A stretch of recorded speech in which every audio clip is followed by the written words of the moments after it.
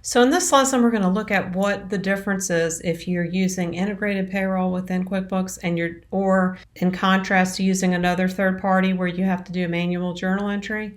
So on the left, January 2025, this is the sample of where we ran payroll inside of QuickBooks. And the February month is where we just simply did a journal entry. I'll click this open so you can see the journal entry.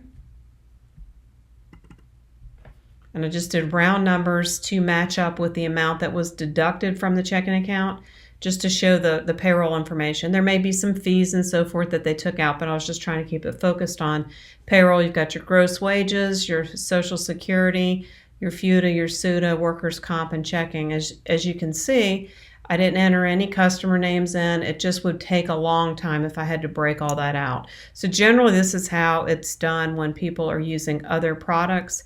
But when you are running payroll and you have the data and the transactions, it makes it much easier to add in that information. So let me show you that. So over here in the regular payroll, within the paycheck, I was able to add in that they worked on this customer and so forth to give that information. We had 3 paychecks. I'm going to show you, and I was able to, state how much was for the customer. And let's do another customer here. Okay. All right. So what I want to show you is, here's January, here's February, but let's do the columns by customer. All right, so see, I was able to get this information for the month of January, and this is from the manual entry. So I'll show you how this is 01/31/2025. I'm able to get really good data as far as the job cost. But when I look at the next month,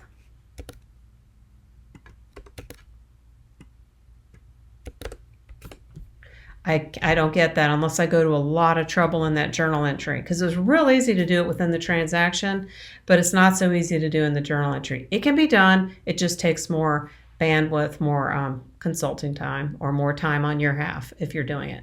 So I just wanted to show you the difference between running payroll inside of QuickBooks and using a third-party product and where you're doing the journal entry. If you don't need to worry about the job costing, then this is probably fine, but it is easier. It's less manual entry, and it's all done inside and for you.